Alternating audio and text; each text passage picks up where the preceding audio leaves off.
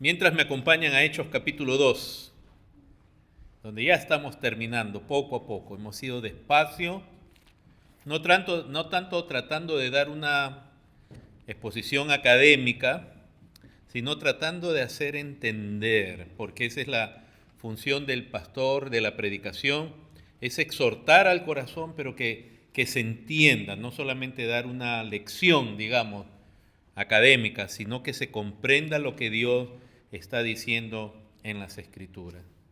Hermanos, el día de Pentecostés que se narra aquí es algo glorioso, es algo incomparable.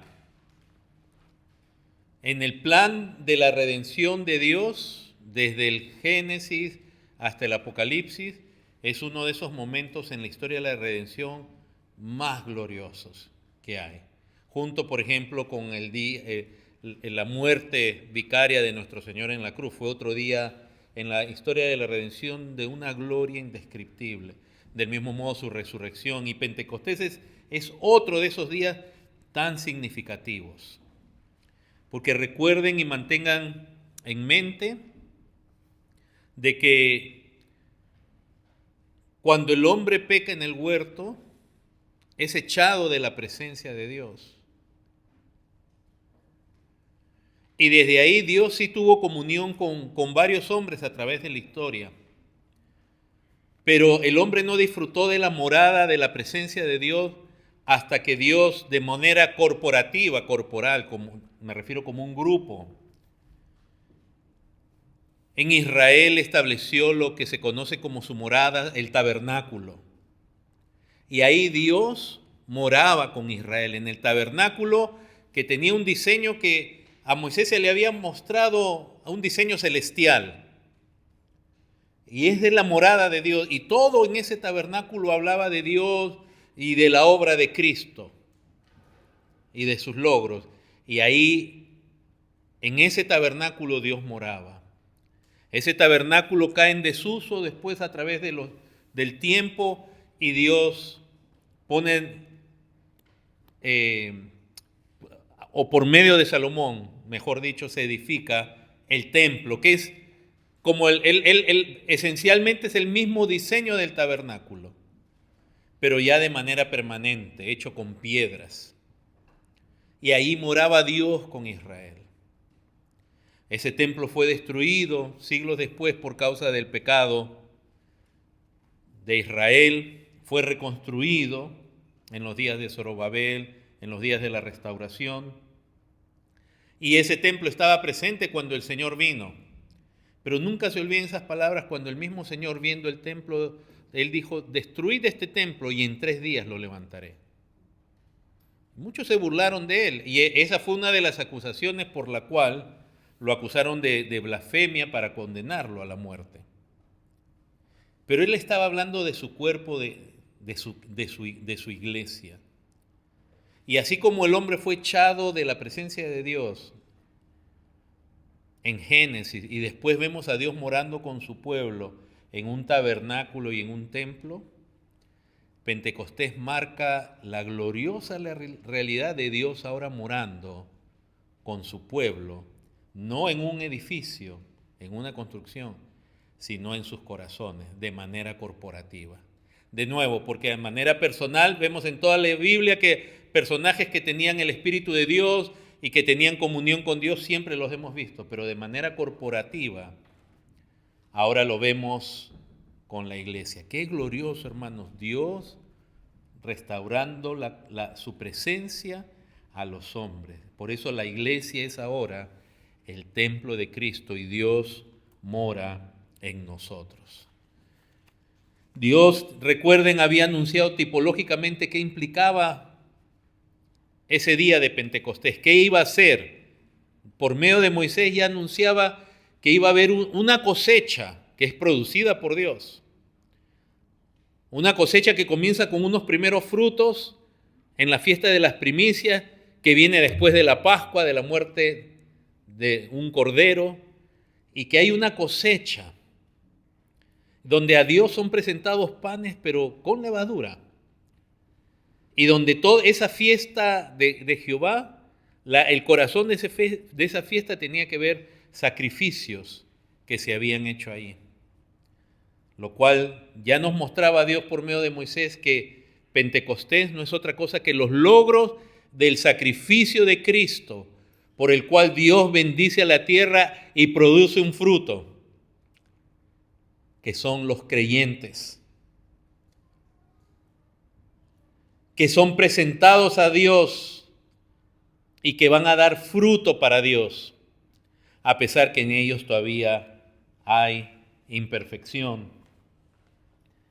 Pero no solamente eso, hermanos, recordemos siempre que también Dios a través de, en este caso, de Joel, nos habla también de ese futuro día que iba a venir. Y Moisés y Joel están a muchos siglos de distancia. Pero Joel no habla literalmente del día de Pentecostés, pero él da un anuncio que dice que Dios iba a derramar su espíritu en los postreros días, lo cual ocurre en Pentecostés. Y el apóstol Pedro interpreta correctamente que lo que está pasando en Pentecostés es lo que habló Joel, que Dios iba a derramar de su espíritu en los días postreros. ¿Por qué eran los días postreros? Porque eran los días postreros de la economía de Dios en cuanto al antiguo pacto. El antiguo pacto ya había sido desechado. Cristo, el verdadero sumo sacerdote y el verdadero sacrificio, ya estaba presente, pero Israel todavía andaba en el antiguo pacto. Y en Pentecostés Dios le está diciendo: arrepiéntanse, vengan a Cristo. Y eran los postreros días de Israel como nación en ese tiempo, y del templo y de todas las ordenanzas levíticas que ya no eran necesarias porque Cristo ya estaba presente. Por eso eran los postreros días. Entonces, si me acompañan aquí a Hechos, ya nosotros hemos venido estudiando desde el verso 1 en adelante cómo Dios envía señales, el viento, y hemos visto que el viento los judíos hacían relación con el Espíritu de Dios, las lenguas repartidas de fuego, porque en las Escrituras Dios hablaba desde el fuego, y ahora eran lenguas que aparecían de fuego en cada uno de los apóstoles. Y ellos fueron llenos del Espíritu Santo. Hermanos, es algo glorioso ser lleno del Espíritu Santo. Y comenzaron a hablar en otras lenguas que sus contemporáneos judíos que venían de todas las naciones a Jerusalén a adorar, entendían. No hablaban lenguas ininteligibles, hablaban idiomas. Sobrenaturalmente, los apóstoles, que todos eran galileos, comenzaron a hablar en lenguas que no eran natural para ellos. Es como que usted o yo se ponga a hablar de pronto bajo la llenura del Espíritu Santo, es como que usted se ponga a hablar un idioma que usted no sabe. Pero siempre recuerde en lo que dice el verso 11, dice cretenses y árabes, después de dar una lista larga de distintas naciones, termina diciendo cretenses y árabes, aparte de las demás naciones, dice, les oímos hablar en nuestras lenguas las maravillas de Dios. ¿Qué escuchaban ellos en lengua? Ellos no escuchaban cosas ininteligibles, ni garabatos, ni disparates. Lo que escuchaban eran las maravillas o las cosas maravillosas acerca de Dios. Hermanos, cuando el Espíritu Santo realmente llena, lo que va a producir en una persona es hablar correctamente acerca de Dios. Da pena, da tristeza, da dolor que hoy día en los medios de comunicación se hace tanto énfasis en una supuesta llenura del Espíritu Santo, donde la gente comienza a decir cosas y supuestamente la gente dice esto es profecía y esto es ciencia, y comienzan a decir un montón de cosas, comienzan a decir cosas en cuanto a los hombres, secretos y distintas cosas, pero tú no los oyes a esos supuestos hombres o mujeres que dicen que están llenas del Espíritu Santo, hablarte de la gloria de Dios, de la grandeza de Dios, de sus atributos, de su obra, de Cristo. No, parece que la llenura del Espíritu Santo es simplemente para llenarnos llenarnos la iglesia de chismes, de lo que alguien hizo en oculto, o de los planes que tiene Dios con este pastor o con este ministro, que de niño sufrió, pero que ahora Dios se acordó de él, y hablan 20,000 cosas. ¿Pero qué hablan acerca de Dios? Mencionan a Dios, porque en todo me van a mencionar a Dios, y Dios te dice esto, y Dios te dice el otro. Pero háblame acerca de Dios.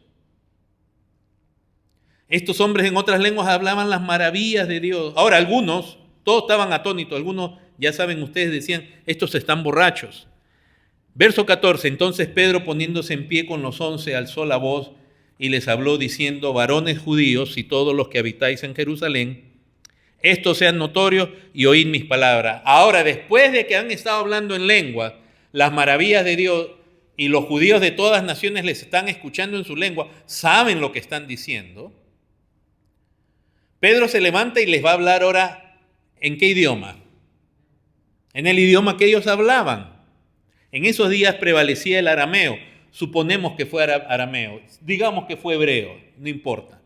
Pero ahora Pedro les va a hablar en el idioma que ellos entienden. ¿Por qué? Porque en Pentecostés, en la llenura del Espíritu Santo, se cumple también lo que Dios venía anunciando de que iba a hablar a ese pueblo, a su pueblo. Verso 15, estos no están ebrios como ustedes piensan, puesto que es la hora tercera del día, las 9 de la mañana. Esto es lo dicho por el profeta Joel. En los postreros días, dice Dios, derramaré de mi espíritu sobre toda carne, y vuestros hijos y vuestras hijas, ¿qué harán? ¿Qué harán? Profetizarán. ¿Qué es la profecía? Es hablar de parte de Dios.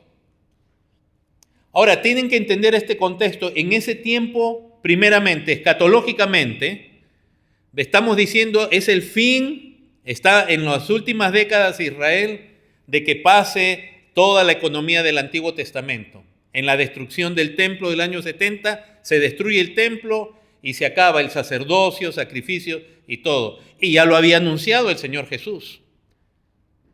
En Mateo 24, Marcos 13, Lucas 21, en los evangelios sinópticos, el Señor ya les anunció que Israel iba a ser destruido, que no iba a quedar piedra sobre piedra.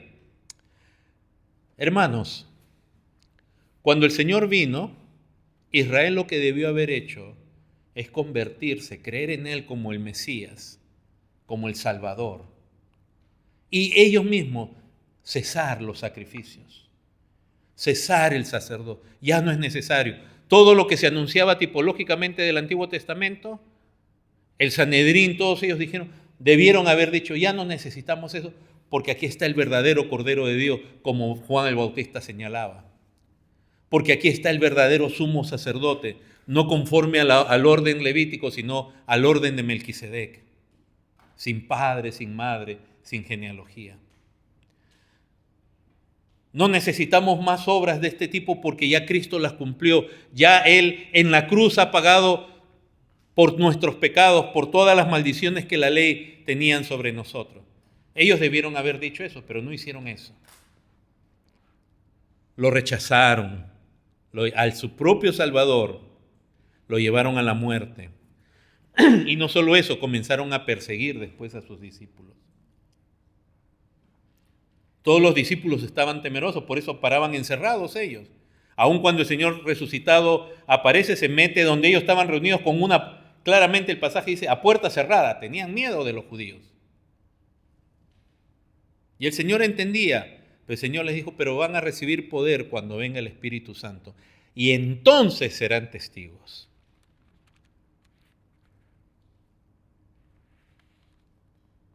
Ellos ya habían recibido el Espíritu Santo, pero la llenura del Espíritu Santo quiere decir no que el Espíritu Santo toma control de uno como si fuera posesión demoníaca.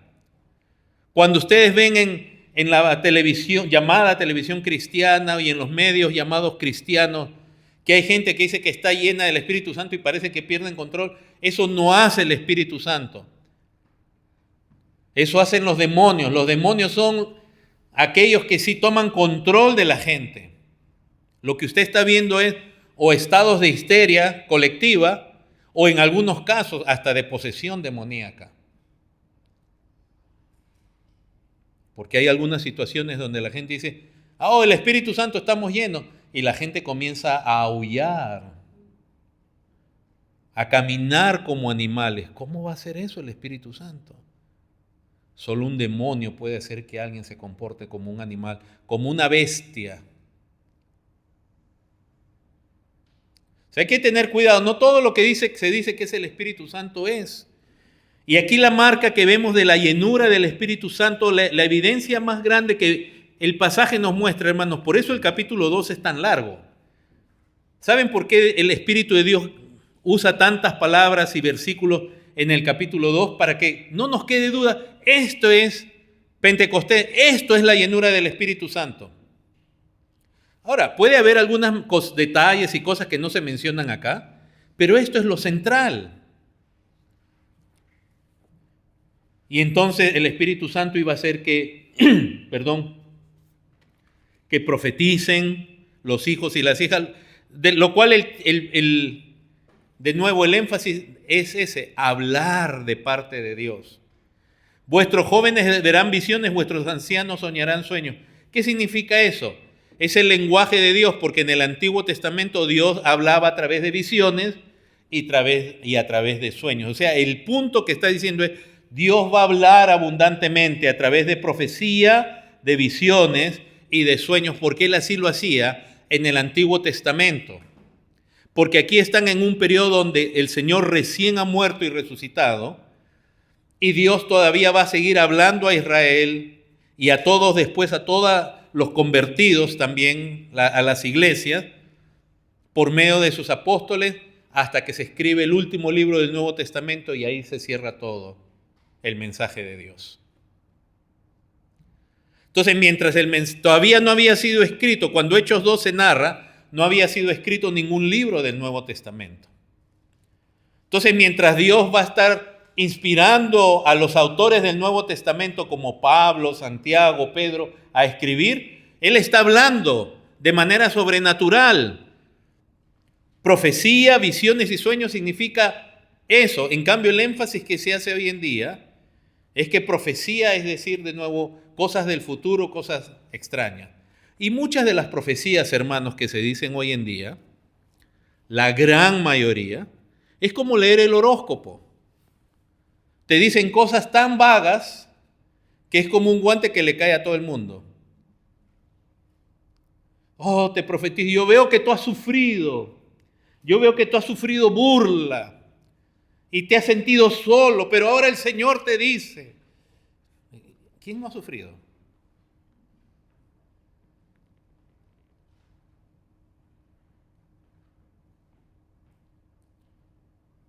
Es como profetizar que un día la ciudad de Lima, la ciudad del DF, va a tener un terremoto. Algún momento va a tener que temblar, o California. ¿No? Y la gente, pero ese no es el sentido de profecía. El profeta hablaba de parte de Dios. La profecía, los profetas del antiguo pacto hablaban de parte de Dios y su palabra era precisa, sin error, porque Dios les hablaba a ellos y ellos hablaban de parte de Dios. La frase común de la profecía en el Antiguo Testamento es, así dice Jehová. Pero cuando hoy día alguien te profetice en la iglesia, hablando como si Dios estuviera hablando en él en primera persona, es decir, como si él estuviera poseído por el Espíritu Santo y te dice, yo te digo, yo soy tu Dios, ten cuidado, porque Dios no hace eso. Un verdadero profeta en el Antiguo Testamento hubiera dicho, porque así dice Jehová, yo soy tu Dios. Eso lo está, como diciendo, el profeta dice, eso está dejando en claro, eso lo ha dicho otra persona que es Dios. Pero cuando alguien profetiza como haciéndose pasar que Él es Dios o que Dios ha tomado control de su vida, uno tiene que tener cuidado con eso. Porque Dios nunca hace eso. Dios le habló a Moisés cara a cara como quien habla con su compañero. Y Moisés decía, así ha dicho Jehová. Esto es lo que Dios ha mandado. Él no se confundía con las personas. Y la profecía de Dios es palabra de Dios. Quiere decir que si Dios habló, no hay error. ¿Verdad? ¿O puede haber error si Dios habla? No hay mentira. Pero los falsos profetas hablan de su corazón. Y hablan falsamente en nombre de Dios. Quiere decir como representantes de Dios. Pero ya en el Antiguo Testamento se dice mucho de que hablan de la imaginación de su corazón. Entonces, por eso cuando uno escucha gente profetizando como en primera persona, como si Dios hubiera tomado control de ello, y yo te digo, y yo soy tu Dios, y wow, cuidado. Pero no solamente eso, cuando te dan profecías, como te digo, de esas tan vagas que parece como leer el horóscopo. ¿Te has dado cuenta el horóscopo, si tú lo leías antes de ser creyente? Lo que decía ahí te caía a ti. Si tú le cambiabas el nombre del horóscopo y le cambiabas el mes y se lo da a otra persona, decía, wow, eso es para mí. Y para todo el mundo. O cuando se está procurando espíritu de adivinación. Hay que tener cuidado, hermanos. La profecía es hablar de parte de Dios. Y entonces todavía estaba vigente eso aquí porque el canon no había sido cerrado. Entonces Dios todavía hablaba a su pueblo. Y Dios nos habla hoy por medio de la Escritura. No quiere decir que Dios no puede hablar, pero no, es tan triste ver hoy día tan comúnmente que la gente dice, Dios habla, Dios me dijo, Dios me habló. Y yo les he enseñado, hermanos, que hay que tener paciencia con eso, porque si alguien puede decir legítimamente, Dios me habló en el sentido de que Dios me hizo entender. Claro que sí. Oh, hermano, el mensaje, Dios me habló. Claro. Pero otra cosa es decir, Dios me habló como yo escuché su voz. Ahí es donde viene el problema. Hace muchos años se hizo famoso un libro que se llamaba Buenos días, Espíritu Santo, donde el supuesto apóstol, un falso apóstol, un falso hombre de Dios, ha profetizado un montón de cosas que no se han cumplido. Él se levantaba cada mañana y el Espíritu Santo le hablaba. O sea, no es yo comprendí, yo entendí la Escritura, ahora no. Dios me habló en ese aspecto al corazón. He sido confrontado por Dios. No, sino como que yo te estoy hablando ahorita a ti. Y él hablaba, buenos días, ¿cómo estás? Porque no sabemos lo que es la profecía. Es muy fácil agarrar 1 Corintios 12 y mencionar entre los dones el don de lengua, el don de profecía, pero para el que no sabe qué es profecía bíblica, la profecía bíblica es palabra de Dios, inspirada por Dios. Los profetas hablaron, dice Pedro, siendo inspirados por el Espíritu Santo. Ahí no hay error, ahí no hay mentira, ahí no hay engaño. Entonces, por eso también, hermanos, estamos en desacuerdo nosotros con aquellos que postulan hoy en día. Hay muchos buenos creyentes, ¿ah? Acá yo espero que ustedes me entiendan cuando a veces hablo de esos falsos creyentes y apóstoles y falsas señales, pero hay grupos de genuinos creyentes que hablan mucho acerca, que dicen que el Espíritu Santo sigue dando profecía hoy día, pero dicen esto, pero la profecía de ahora no es igual que la del Antiguo Testamento, que la profecía de hoy día que da el Espíritu Santo sí puede tener errores. Y hay buenos hermanos postulando, buenos pastores, pero eso no es lo que vemos en las Sagradas Escrituras. Entonces, Dios, hermano, el Espíritu Santo llenando y hablando a su pueblo, aún usando, fíjense, porque ahora habla de hijos, jóvenes, hijos, hijas, jóvenes y ancianos. ¿Qué quiere decir? Que Dios, es tal la gracia de Dios, que Dios iba a usar a toda clase de personas dentro del pueblo de Dios, de su pueblo, para hablar. Y ese es el concepto del don espiritual, donde Dios en un periodo de tiempo, de manera sobrenatural, usa a muchos y distintos miembros, no solo a pastores, digamos, o no solo a apóstoles.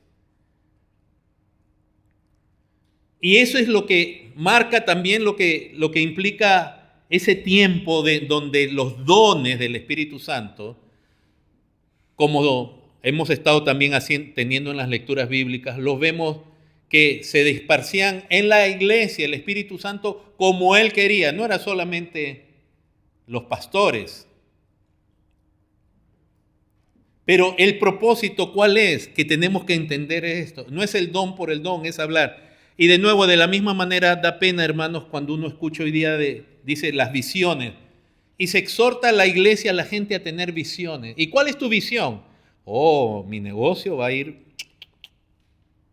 ¿Cuál es tu visión? Y la gente dice visiones y sueños. ¿Cuánta pena a mí me da, hermanos, escuchar entre creyentes, algunos a veces buenos creyentes, decir que si tú tienes un sueño en la noche, y ese sueño es bonito, espectacular, Dios te habló. Porque acá dice que Dios va a hablar en sueño. Y no pueden diferenciar que de pronto ese sueño es solamente un deseo tuyo que tú tienes. Y establecen como una doctrina de que si tú sueñas algo, ¿quién te habló? Te dicen, te habló Dios. Así que te recomiendo no acostarte después de haber comido un burrito grande, porque vas a soñar cosas quizás raras y después no vas a poder decir que fue Dios. Y entonces dice, claramente, hermanos, yo he escuchado en iglesias grandes que dice, los sueños es el lenguaje de Dios. O sea, si tú tienes un sueño, Dios te estaba hablando. Ese no es el sentido aquí. Recuerden que Dios hablaba por profecía, por visiones. No dice en 1 Samuel, no había visión. La palabra de Jehová escaseaba, no había visión con frecuencia. Y sueños. ¿Cómo le habló Dios o sea, y lo voy a poner directamente, ¿cómo le habló Dios a José de que huyera a Egipto? ¿No fue en sueños? Oh, Dios puede usar un ángel, es cierto, pero el énfasis es que Dios habla. En cambio ahora no importa que Dios hable, lo que hacemos nosotros es énfasis en nuestras profecías, en nuestras visiones, en nuestros sueños, y decimos, eso es palabra de Dios, sin discernir que la profecía de nuevo es palabra de Dios inerrante, y del mismo modo las visiones y los sueños es que Dios va a estar hablando claramente. ¿Cómo le habló Dios al faraón de que venían 7 años de prosperidad y 7 años de escasez? Por sueños.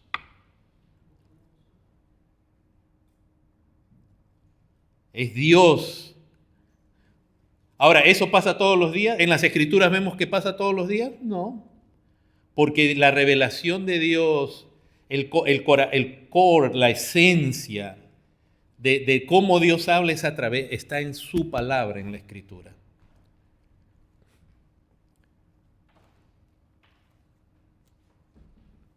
Entonces, hermanos, esto es lo que dice verso 18, y de cierto sobre mis siervos y sobre mis siervas en aquellos días derramaré de mi espíritu y profetizarán y daré prodigios arriba en el cielo y señales en la tierra. Ahora miren, hasta aquí se ha hecho énfasis en que Dios va a hablar y ahora de pronto dice voy a dar prodigios arriba en el cielo, señales abajo en la tierra, sangre y fuego y vapor de humo. El sol se convertirá en tinieblas y la luna en sangre antes que venga el día del Señor grande y manifiesto.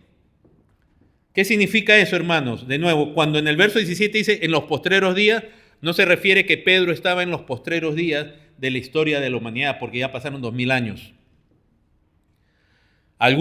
Muchos interpretan, y no lo digo esto con humildad, a pesar de que yo voy a presentar una posición distinta, porque grandes hombres de Dios, buenos hombres de Dios dicen, lo que pasa es que los postreros días duran desde Pedro hasta ahora, hasta que venga el Señor. No, porque aquí mismo, recuerden, está diciendo que también junto con el Señor hablando por medio de su pueblo, aún a través de distintos miembros de su pueblo, iban a haber señales, y todas esas señales es lo que nosotros digamos en literatura bíblica llamamos señales apocalípticas, en el sentido no el sentido estricto de la palabra, porque apocalipsis significa revelación, sino en el sentido de un final de destrucción. Son señales escatológicas de que viene un fin. sangre, ¿no? Fuego, vapor de humo. Era el lenguaje que desde el Antiguo Testamento se usa, que implicaba que venía el juicio de Dios. ¿Sobre quién? Sobre Israel. O sea, si bien es cierto, ese lenguaje se puede usar, y ese sería una discusión o una exposición aparte acerca de ya cuando venga el día del Señor, quien va a consumir todo en fuego, pero cuando Dios castigaba a naciones, también se usa ese lenguaje de juicio, es un lenguaje apocalíptico, digamos así, escatológico muy tremendo, que para ellos implicaba el juicio. O sea, Pedro lo que está diciendo es que Joel dijo, esto es el Espíritu de Dios, Dios hablando, porque el Espíritu de Dios es Dios, antes que venga el día del Señor, antes que venga el juicio, que vino en el año 70, donde Dios tuvo misericordia hasta el último momento. No solamente los apóstoles y la iglesia les predicaban a los judíos que se conviertan a Cristo, sino aún ante el desastre mismo de la destrucción de Jerusalén a mano de los romanos. Cristo había dado señales de lo que iba a pasar, les había dicho qué tenía que hacer la gente, pero como no creían en Cristo, ellos decían cuando vean la ciudad rodeada de ejércitos, sabed que su fin está cerca. En Mateo les dice, huyan a los montes, huyan. Por eso es que ese pasaje de Mateo 24, la primera parte, cuando habla es claramente la destrucción de Jerusalén, porque los discípulos le están mostrando las piedras y los edificios del templo. Y el Señor le dice, ¿ven todo esto? No va a quedar piedra sobre piedra que no sea quemada. ¿Cómo va a ser posible? Tremendo, no solamente tremendo edificio, tremenda ciudad, tremendos muros, sino que escatológicamente los discípulos también, como judíos, habían y basado en ciertos pasajes de la Escritura, decían, este templo va a permanecer hasta que venga el Mesías. Y el Mesías le está diciendo va a ser destruido. Y entonces por eso le dice, huyan a los montes, va a haber estas señales, va a haber hambrunas, va a haber terremotos, disensión, etcétera. Los van y les dice a ellos, el Señor le dice a esos discípulos que tenía ahí al frente, Pedro, Juan, les dice que ellos van a ser entregados, que ellos iban a ser puestos en la cárcel, llevados ante reyes, ante gobernadores, lo cual les ocurrió. Entonces ya venía el fin, hermano, y Dios es tan misericordioso. Es como Dios con esta nación, hermano. Esta nación está bajo juicio de Dios. No quiere, y muchas naciones están bajo el juicio de Dios. Pero esta nación está rechazando. Sin embargo, todavía qué cantidad tan preciosa de hombres de Dios hablando a esta nación, hablando a la iglesia en este lugar, llamándolos a Dios. Pero la gente está confiada en la prosperidad de Estados Unidos. Para ustedes y para muchos de los que están, para muchos de ustedes, no todos, dicen, no, este país siempre va a estar bien. Entonces, ignoran, hermanos, que en la historia de la humanidad ha habido potencias más poderosas que Estados Unidos y que ahora son nada. Miren el ejemplo de Babilonia. La gloria, la riqueza que hubo en Babilonia era... ¿Y qué es Babilonia ahorita? Un montón de tierra. El Imperio Romano, los griegos, los persas, imperios antiguos de América. Y la gente dice, no, este país nunca va a caer. Hermanos, lo que no vemos es la misericordia de Dios con este país. Pues si Dios quisiera, hermano, así, mire, él hace así, y mañana usted se levanta y la bolsa de valores está en caída, en picada, las empresas se están cerrando, los bancos, la gente corre a los bancos para sacar su plata y no hay plata porque los bancos juegan sin plata, esa es otra historia. Y comienza a haber pánico y la gente comienza a correr al supermercado y de pronto cuando usted llega ya todos los anaqueles están vacíos. Uy, hermano, qué pesimista es usted. No, yo no estoy diciendo que eso va a pasar. Yo estoy diciendo que no se necesita nada para que caiga una nación. porque aún la economía de las naciones está basada en una mentira, en un engaño. Es una falsa prosperidad. Miren la deuda que tenemos. Pero bueno, no vamos a ese tema porque después van a decir, pastor, ¿por quién va a votar usted? No, no vamos a entrar ahí. Hermanos, pero miren ahora lo que dice. Este es el Espíritu Santo hablando en profecía, visiones, sueños, a través de muchos miembros de su pueblo. Viene el juicio, antes que venga el día del Señor, grande y manifiesto, verso 21. Y todo aquel que invocar el nombre del Señor, qué tremendo es Dios. ¿Cómo Dios sabe? ¿Por qué lo determina? Él determinó el día que cayó Jerusalén, no fue porque a Vespasiano o a Tito se le ocurrió y dijo este día. Dios fue quien determinó. Dios sabe cuándo va a acabar este mundo. Si esta nación cae, no lo deseo, ni estoy diciendo que va a caer necesariamente del todo, yo espero que no. Pero si cuando va a caer alguien, Él ya lo sabe. Él ya sabe el castigo que lleva una nación. Tienen que verlo, hermanos, con sus ojos. Y lo digo, aunque me gane yo crítica. Venezuela, hermanos. Venezuela era una de las naciones más ricas, no solo de América, en el mundo. En un momento llegó a ser la quinta, sexta economía del mundo. Dios sabe cómo tratar con las naciones. Claro, nosotros lo primero es, ¿pero por qué? Como si fuéramos inocentes, ¿verdad? Y no vemos la inmoralidad que se gesta en las naciones. O sea, como que diciendo, si Dios nos castiga a nuestras naciones, la gente todavía dice, esto es injusto. ¿Cómo va usted a hablar así, pastor? Porque se supone que a los justos Dios no castiga. Claro, la cosa es ser justo. Pero ahora dice todo aquel que invocare. O sea, Dios hablando y dice, el que de verdad cree en Cristo será salvo. Entonces, en el mensaje de Dios, fíjense cómo se apunta a la salvación del hombre.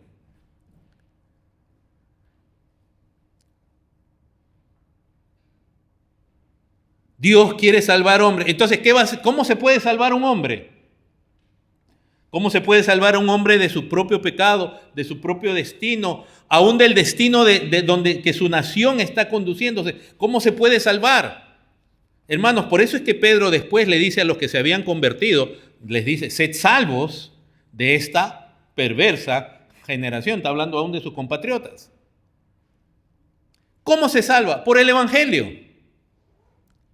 Por el Evangelio de Cristo. Entonces, por eso en el versículo 22 inmediatamente Pedro dice, varones israelitas, oíd estas palabras. Estoy hablando. Él es un apóstol, él está hablando de parte de Dios. El Espíritu lo ha llenado con poder, con valentía. Él que había negado a Cristo, él que estaba escondido como un ratón porque habían gatos afuera con los otros apóstoles. Ahora está valiente anunciando. Y le dice, varones israelitas, oíd estas palabras. Fíjense que está dirigido primero a Israel, porque eso fue el mandato de Dios. Primero Israel. Me seréis testigos en Jerusalén, Judea, Samaria y hasta lo último. Después los gentiles. Jesús, Nazareno, varón aprobado por Dios. El Evangelio es hablar de Cristo, hermanos. De hablar de Cristo, fíjense si ustedes ven en su relación con su Padre, es mostrar que Cristo es la complacencia de Dios, que Él fue aprobado por Dios, que Él es el único santo, Él es el único justo. Cuando en esos famosos eventos donde supuestamente hay muchas señales y euforia y el Espíritu Santo está ahí, y uno no escucha hablar las maravillas de Dios, la gloria de Cristo. ¿Quién es Cristo? Aún hecho hombre, porque fíjense que esto es interesante. Pedro pudo haber dicho Cristo es aprobado por Dios, pero él usa el nombre humano, la encarnación, Jesús.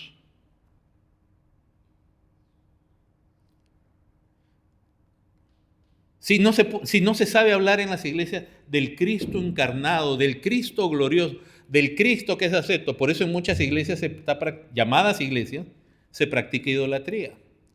Porque ¿cómo es posible que por el Espíritu Santo esta gente esté profetizando, predicando, y le digan a alguien, tú eres la niña de los ojos de Dios? ¿Qué hombre tiene una posición de aprobación y de complacencia ante Dios fuera de Jesucristo?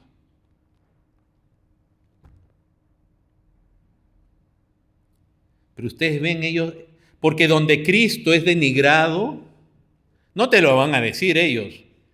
¿Tú cómo sabes que Cristo es denigrado en la predicación y por lo tanto no está el Espíritu Santo? Por más que haya euforia y fuego y todos con la música salten, porque en los festivales mundanos también se salta igual, ojo. Porque Cristo no es mencionado en su naturaleza, en su gloria, en sus atributos, en su obra. Tú no escuchas de Cristo.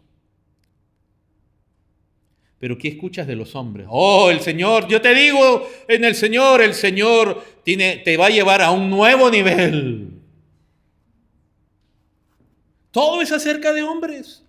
Porque donde Cristo no es exaltado, el hombre es idolatrado. Un muchachito que su papá lo puso a predicar solo porque es su papá. En su prédica comenzó a decirle a la gente, es triste, una de las iglesias más grandes de Estados Unidos, Dios te dice que está complacido contigo. Dios está acá mirándote y Él está contento contigo. Nosotros no decimos Dios está, no tenemos un mensaje para avergonzar a la gente, pero si se trata de la complacencia, la Biblia claramente dice, el Padre dice, este es mi Hijo amado en quien tengo complacencia. Nadie, ni siquiera un querubín, se atreve ni siquiera a 100,000 millones de años luz a ponerse en ese punto. Porque aún los querubines, los seres más santos en los cielos, cuando adoran a Cristo, dicen santo, santo, santo. Y eso que ellos no han pecado. Porque Isaías 6, a quien vio Isaías, es a Cristo entronado, es al Hijo. Y esa interpretación nos la da Juan. Y entonces, esos querubines, esos serafines, cuando ven al Cristo glorioso, cuyas faldas, o sea, cuya gloria llena el templo, ellos dicen santo. Ven a Cristo y ¡wow! Aunque se están tapando porque no son dignos de mirarle, pero están diciendo santo, santo, santo. ¿Cómo le puedes decir palabras de tal dignidad a un hombre común? Uno tiene que estar realmente mal, muy desenfocado del Evangelio y de Dios. Pero donde supuestamente hay el Espíritu Santo, de nuevo, Cristo, Jesús, es exaltado, su encarnación. Él es aprobado por Dios, tú hablas de Él, tú les dices a la gente, aprobado entre Dios con las maravillas, prodigios y señales que Dios hizo entre vosotros por medio de Él. Tú hablas de Dios hablando por medio de Cristo. Por eso es que Juan en su carta, él pone a Cristo y al Padre en tal relación que uno dice, si tú no tienes al Hijo, tú no tienes al Padre. Tú no puedes estar hablando de Dios. ¿Y cuánta gente hay supuestamente hablando acerca de Dios, supuestamente con mucho fervor y llenos del Espíritu Santo? Y tú no ves el Evangelio, tú no ves esa descripción de la unidad entre el Padre y el Hijo. Acá se menciona al Padre, al Hijo, lo cual quiere decir, hermanos, que cuando el Espíritu Santo llena, hay un mensaje donde el Dios trino, como en su ser, en su obra, en sus atributos, es anunciado.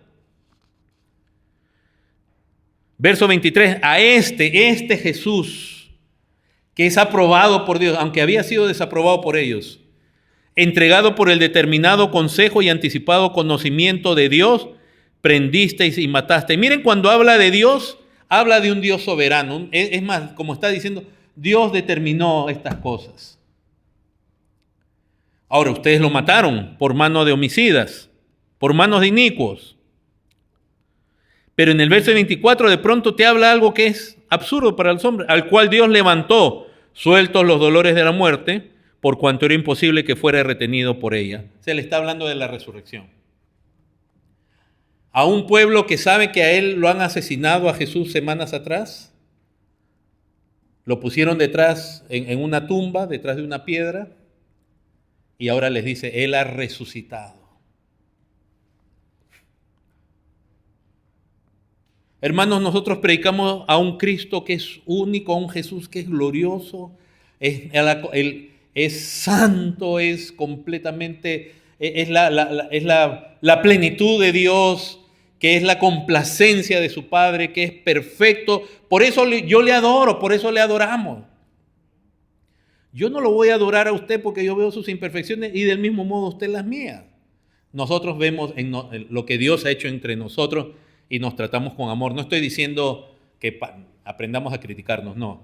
Lo que yo estoy diciendo es que yo no lo voy a adorar a usted ni a usted a mí porque no somos dignos de ello. Pero a Cristo, cuando cantamos cantos a Cristo, Él se lo merece. Y hablamos de su resurrección, aunque la gente no entienda al comienzo. Que la gente entienda que la resurrección es la evidencia de la aprobación de Dios, de que la obra de Cristo fue satisfactoria a su Padre, que el Padre fue agradado, que en su resurrección hay un poder por el cual también nosotros podemos ser salvos. Porque la introducción a todo lo que se está diciendo es, y todo aquel que invocare el nombre del Señor, ¿será qué? Te lo pongo de esta manera. Pablo mismo lo dice, ya no Pedro. ¿Cómo invocarán a aquel del cual no han oído? ¿Cómo van a creer en él si no han oído nada de él? Fíjense cuán importante es predicar el Evangelio para que una persona sea salva. Muy contrariamente.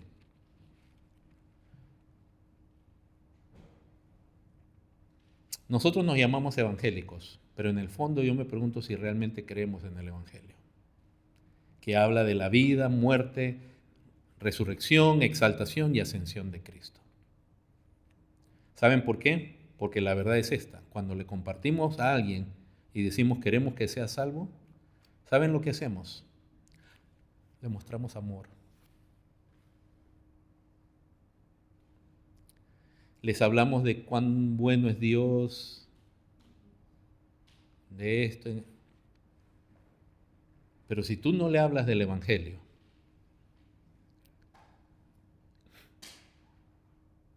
no crees en el Evangelio para salvación. Yo he escuchado cuánta gente dice, es cierto, tenemos que amar aún a nuestros enemigos. Pero sin el Evangelio no vas a saber de Cristo.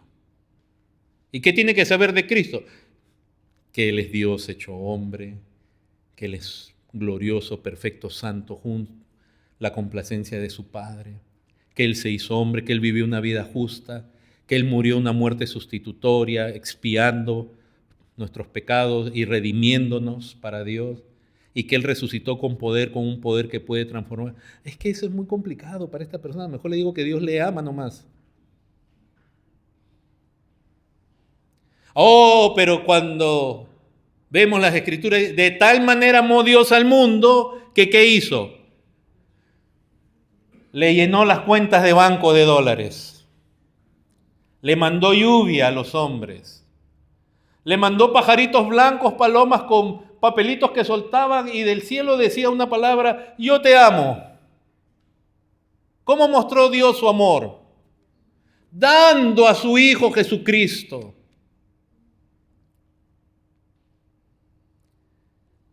En esto conocemos el amor de Dios. Tú puedes mostrarle cariño a una persona por 1000 años y no le hablas de Cristo, del Evangelio, no se va a salvar. Solamente va a creer que tú eres una persona cariñosa o peor. Va a creer que tú y yo somos personas que tenemos tanto miedo de perder la relación con esa persona que a pesar que está en pecado y se está dirigiendo a la muerte, preferimos mostrarle amor, de cariño, para no perder la relación, pero no el evangelio. El verdadero amor expone la verdad. Yo no estoy diciendo que seamos ácidos, pero el verdadero amor busca la oportunidad para decir la verdad con valentía.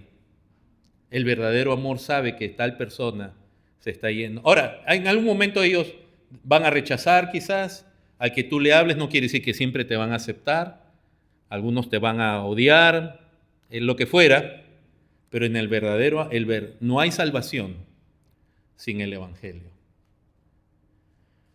Entonces, hermanos, él sigue hablando de Cristo, que resucitó, verso 25, porque David dice de él, veía al Señor siempre delante de mí, porque está a mi diestra, no seré conmovido. Miren, otra característica de estar lleno del Espíritu Santo, la centralidad de Cristo, de la relación de Dios con el Hijo, la obra, el Evangelio. Ahora miren, la abundante, clara, correcta y correcto uso de las Escrituras. Porque ahí él está hablando de David, ¿verdad? Está hablando de un salmo de David. Y cómo David hablaba de Cristo. Cuando el Espíritu Santo llena a una persona, esa persona comienza a tener un entendimiento correcto, claro de Dios, de Cristo y del Evangelio, desde el Génesis hasta el Apocalipsis. No estoy diciendo que existe alguien que ya lo entiende todo. No. Pero y miren cómo interpreta bien Pedro. Agarra un pasaje del Antiguo Testamento y lo aplica a Cristo. Y está tomando a un hombre que para los israelitas hablar de David era hablar de alguien significativo, ¿verdad? Y él está diciendo esto que yo les hablo de la resurrección, en otras palabras, no es algo que a mí se me ha ocurrido, está en las Escrituras. David está diciendo en el verso 27, no dejarás mi alma en el Hades, ni permitirás que tu santo vea corrupción. Me hiciste conocer los caminos de la vida, me llenarás de gozo con tu presencia. Varones hermanos, se os puede decir libremente del patriarca David que murió, fue sepultado, su sepulcro está con nosotros hasta el día de hoy, pero siendo ¿qué? Profeta. Y sabiendo que con juramento Dios le había jurado que de su descendencia en cuanto a la carne levantaría al Cristo para que se sentase en su trono. Ahora, ¿de qué les está hablando? ¿Se dan cuenta la abundancia del mensaje? Está hablando de que este Mesías era el rey y que ese rey iba a resucitar, lo cual significaba que ese rey, porque el Salmo también lo dice, iba a morir, lo cual rompe el esquema de los judíos, el esquema de la tradición hasta el día de hoy, porque ellos piensan que el Mesías es alguien grande que va a venir de parte de Dios y le va a dar una paliza a todos sus enemigos, Israel va a ser una potencia y se acabó. Y la Escritura lo que muestra es la muerte, primero la muerte vicaria del Mesías, el sufrimiento de Cristo, como está descrito en Isaías 53. Verso 31, viéndolo antes, habló de la resurrección de Cristo, que su alma no fue dejada en el Hades, ni su carne vio corrupción. Entonces, hermanos, el uso de las escrituras abundan, y la interpretación es correcta, es apropiada.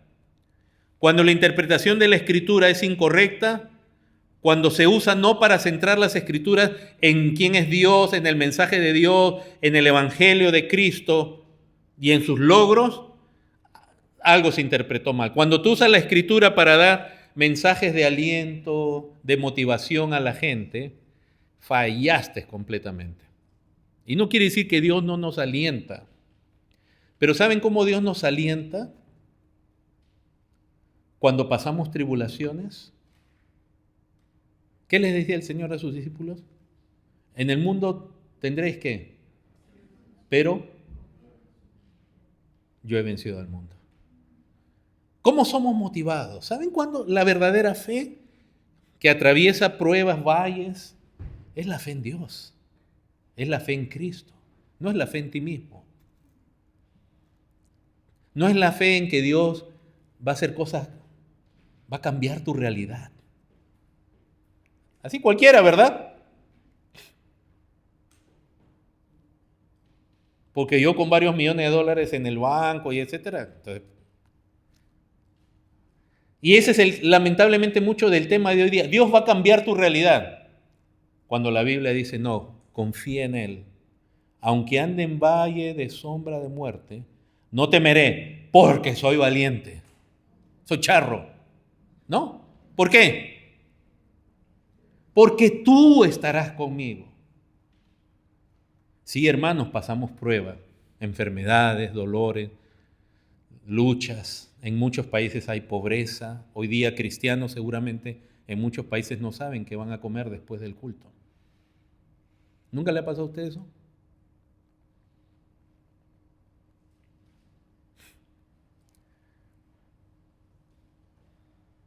De no saber qué va a comer al día siguiente, pero orarle al Señor y al día siguiente de una manera o de otra ver la providencia de Dios.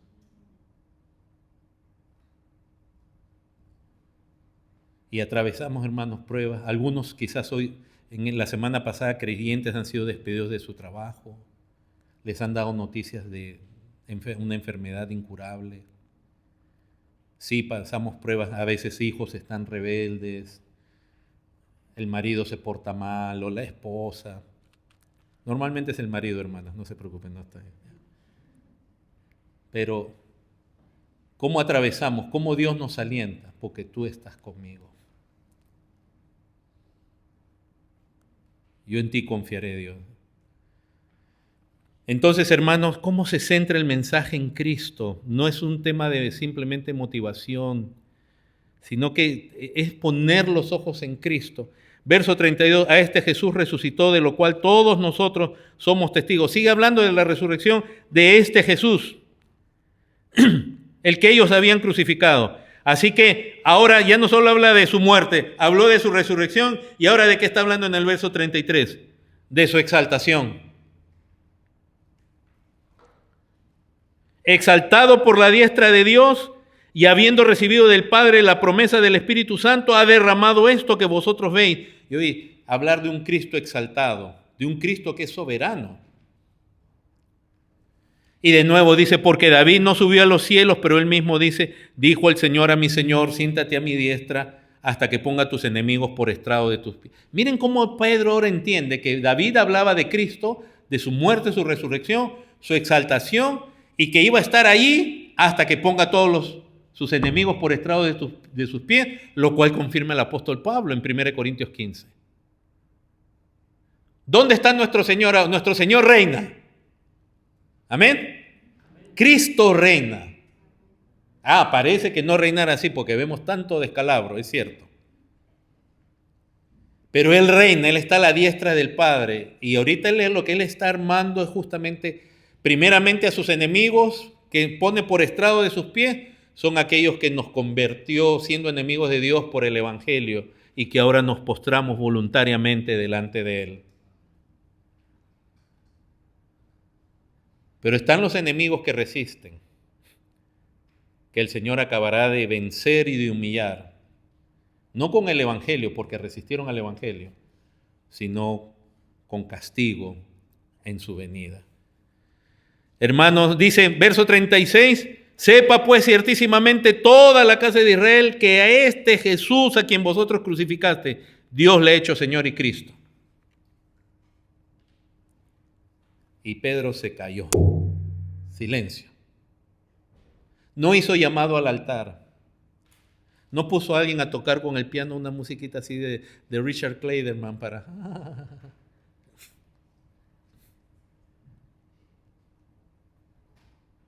Porque hermano, no necesitamos manipulación cuando el Espíritu de Dios realmente convence. Y convencer, les digo hermano, no es que el pastor tiene que gritar de mala manera siempre, no. El Espíritu Santo es el único que tiene el poder de hacer una obra en el corazón, en corazones duros de piedra, porque esa es la promesa del Espíritu Santo. ¿Se acuerdan cuando leímos el Nuevo Pacto?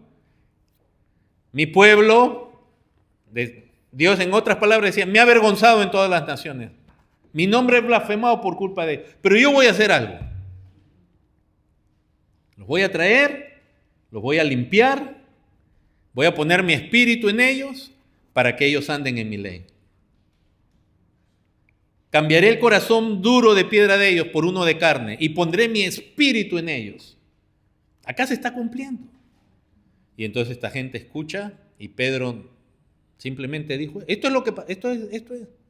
Y ellos, compungidos de corazón, dijeron a Pedro y a los otros apóstoles, varones hermanos, ¿qué haremos? Dentro de ellos habían quienes seguramente se estaban burlando minutos atrás, decía, esta una tira de ebrios. Pero ahora hay una convicción. ¿Por qué? Porque se predicó el evangelio de Cristo. Porque el Espíritu Santo estaba presente. Y entonces, ¿se acuerdan cómo comenzamos la introducción entre el día de castigo que viene? Todo aquel que invocar el nombre del Señor será salvo.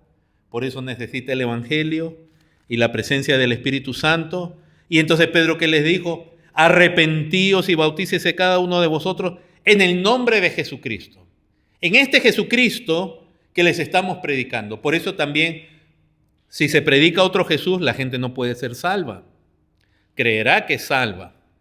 Por eso es que el Jesucristo de los mormones, de los testigos de Jehová, no salva. Ni el Jesucristo de tantas religiones. Porque no es el de las Escrituras. ¿Cómo es posible que haya la religión más predominante en América Latina diga que se salva al hombre a través de sacramentos, que son acciones, son rituales, aunque estén en las Escrituras, y no puedan creer que Cristo es quien salva? Te dicen, no, siempre, no, Él lo hace, pero a través de eso.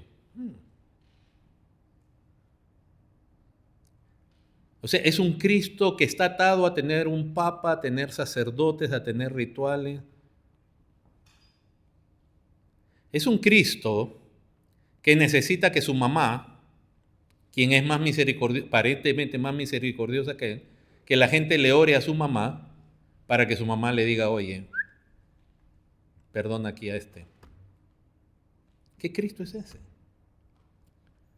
Hermanos, usted ve en la adoración de santos y esto, claro, hablando ya del catolicismo romano, un católico romano genuino rechaza aún la oración a santos, ¿ok? Y aún a María, dicen otras cosas, pero esos son los raros. Cuando usted ve el catolicismo esparcido en América Latina, ellos le oran a los santos, le oran a María, le piden milagros, que interceda por ellos. ¿Qué Cristo es este que necesita que alguien interceda en su favor, en lugar de él?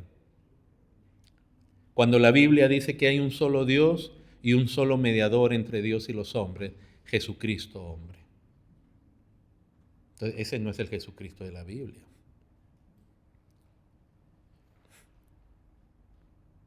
No hay nadie más amoroso que Cristo.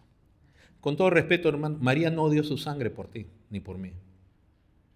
Una gran mujer de Dios, una gran joven, una gran sierva del Señor, que también en algunos momentos no entendía lo que el ministerio de su hijo y pensó que estaba, medio, pero definitivamente una mujer de Dios.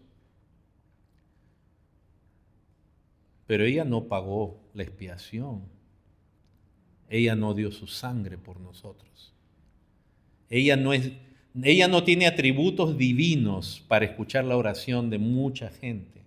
Una mujer normal dicen que puede hacer muchas cosas a la vez. Eso dicen por ahí. Pero de que pueda escuchar a mucha gente a la vez, no creo que nadie pueda hacer. Solo Dios. El punto que estoy tratando, así como en antes le dije, cuando Cristo o Dios, cuando no está el Espíritu Santo, Cristo y Dios es bajado de su gloria y las criaturas son elevadas. En cambio, cuando el Espíritu Santo habla de Cristo, dice, solo Él es Dios, solo en Él hay salvación, solo a Él debes adorar, solo a Él debes servir. Solo a Él le vas a dar cuentas. La gente se convirtió aquí, hermanos, por la palabra. Verso 41 termina diciendo, así que los que recibieron su palabra, ¿se dan cuenta el énfasis de Pentecostés? Las señales y todo ello era Dios hablando a su pueblo. Y por eso cuando alguien hace énfasis que en el don de lengua, y uno no ve, hermanos, que aquí dice, así que los que recibieron su palabra fueron bautizados y se añadieron aquel día como 3,000 personas. Cuando recordamos, decíamos, la torre de Babel, que Dios castiga a los hombres confundiendo sus lenguas, porque en ese momento la tierra tenía un solo lenguaje, hablar distintos idiomas, y aún a veces hablando el mismo idioma no nos entendemos, ¿verdad? En el matrimonio a veces decimos eso, ¿qué quieres? No me entiendes. No, a veces ni en el mismo idioma nos entendemos. Pero hermanos, miren, en la Torre de Babel Dios confunde a las naciones, castigo. Y ahora cómo Dios usa las lenguas para traer el Evangelio. Y ya no traer castigo, sino salvación. Dios hablando de su pueblo, siglos atrás Dios se había hablado por medio de Moisés en el monte Sinaí, y cuando él baja encuentra al pueblo en idolatría y viene el juicio de Dios por medio de Moisés. Moisés airado con ese pueblo, la abominación que estaban cometiendo al tener un fiestón de adoración, pero ese Dios era un Dios falso. Y Moisés indignado, hermanos, porque eso sí es cierto. Cuando alguien dice algo abominable acerca de mi Dios, yo me indigno. Cuando alguien lo dice por error, etcétera, eso está bien, tenemos que ser pacientes. Pero cuando alguien dice de Dios, cuando alguien dice Dios dijo algo que él no dijo y no puede decir, yo le salgo al frente y le digo, no, Dios no dijo eso. Me refiero si es un familiar, si es un conocido. Lo que tú estás diciendo, se lo digo con amor, con gracia. Ahorita lo estoy diciendo así con firmeza. Pero se le dice, no, Dios no es ese.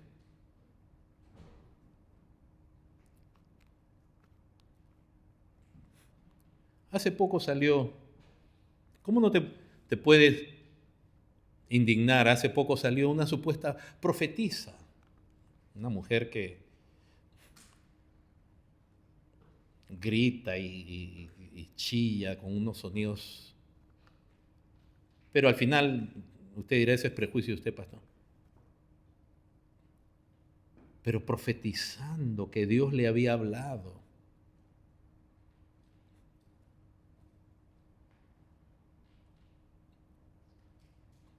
Saliendo de un mal divorcio con su pastor, con su esposo, que supuestamente es un apóstol.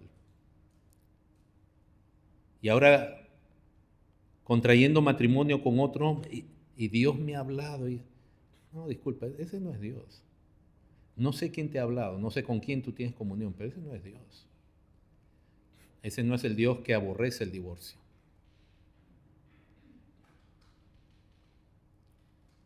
Y obviamente, a mí no me importa lo que diga la gente, solo me importa lo que dice Dios, claro, ese Dios.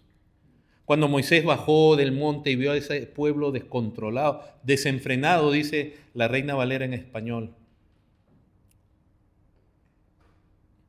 Pasaron espadas sobre sus hermanos, los que estaban en pleno pecado. Ese día murieron como 3,000 personas. Y aquí en Pentecostés uno ve que en la predicación, el mismo Dios hablando, pero ahora salvando 3,000 personas.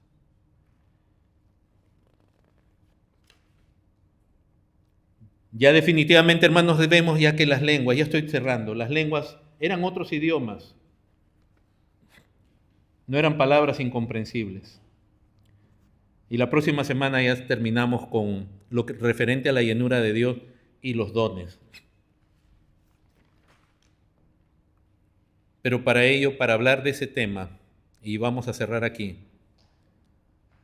la Escritura nos da mucho testimonio de quién es el Espíritu Santo, de su obra y sus evidencias.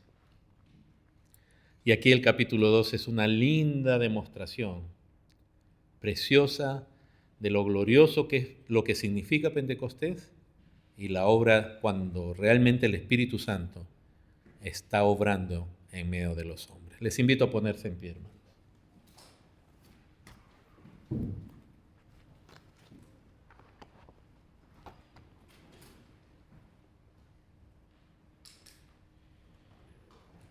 Es Es doloroso, hermanos. De verdad es doloroso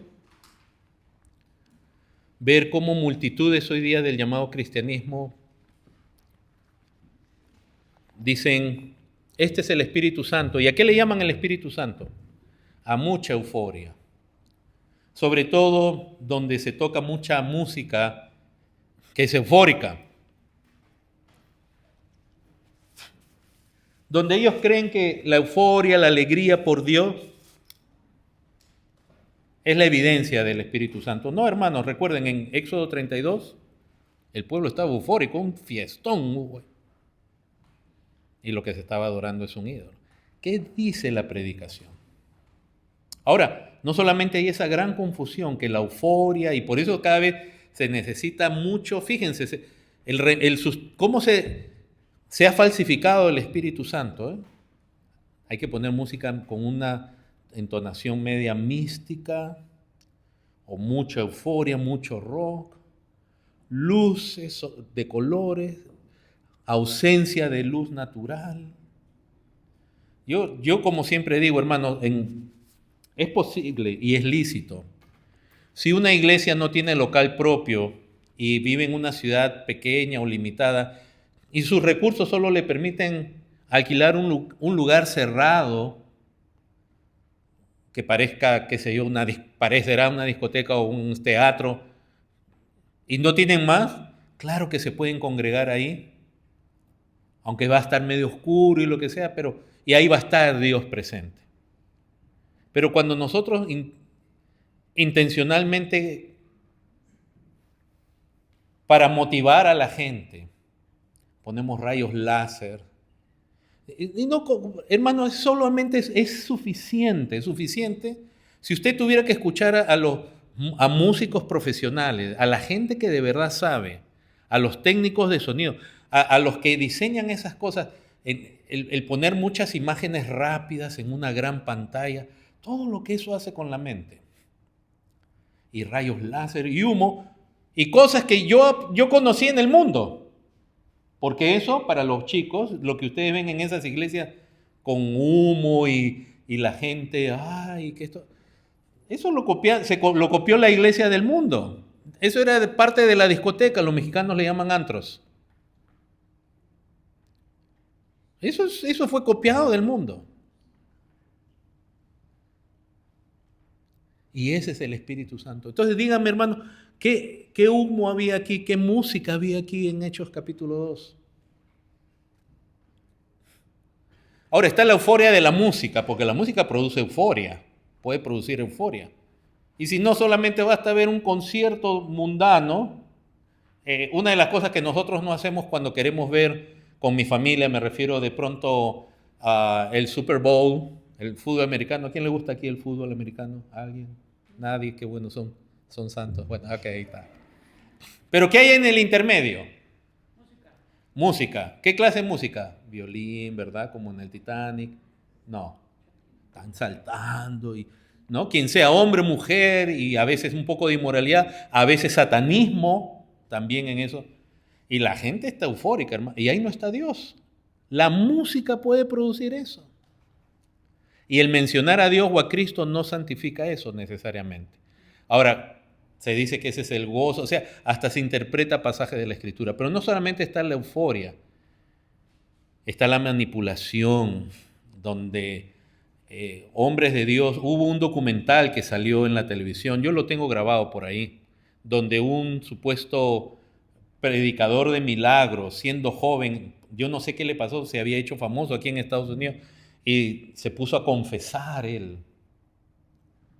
cómo es que él engañaba a la iglesia, y él decía, estas son las técnicas, la dice, y lo presentan a él en sus eventos antes de abandonar eso.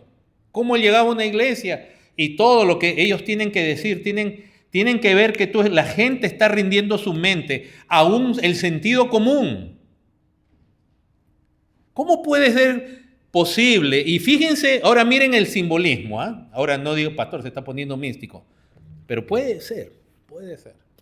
¿Cómo es posible que un pastor, un supuesto apóstol súper famoso y millonario en un país de América Latina, miren lo que hace, tira la Biblia al piso. ¡Pum! No la voy a tirar yo porque... Y le dice a sus diáconos, qué coincidencia, ahí hay una línea de poder, no pasen. Y tú lo ves al tipo. Hermanos, se dan cuenta, te tienen que dar instrucciones, te tienen que decir esto es Dios. Tienen que, a ver, aquí, yo le estoy predicando esto a alguien, entonces tú no quieres pasar como que eres la oveja negra. Todo el mundo dice, dilo perdón, dice amén. La falsificación que hay, ¿cómo no nos debe doler?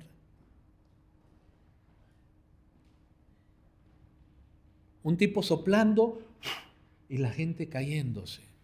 ¿Es eso Pentecostés? ¿Es eso del Nuevo Testamento? No, o sea, ¿de dónde viene todo eso? Viene de ideas del mundo, viene del hinduismo, viene de prácticas de grupos que hacen brujería, de la santería y de otras religiones donde practican esas cosas, ¿verdad? Vienen, se meten a la iglesia y se le dice, este es el Espíritu de Dios. Ese no es el Espíritu de Dios. ¿Quieres ver al Espíritu de Dios? Lee las Escrituras. Ahí te dice claramente Dios, este es mi Espíritu Santo. Él así obra. En este caso, obró unas señales maravillosas, como el hablar en otros idiomas. Qué tremendo, ahí no hay duda. Pero el don de lenguas que normalmente se dice que es don de lenguas, que se dice cualquier cosa, es interesante que eso mismo practican otros grupos religiosos que no tienen nada que ver con el cristianismo, hablan en lenguas. Me refiero en ese tipo de lenguas que nadie entiende.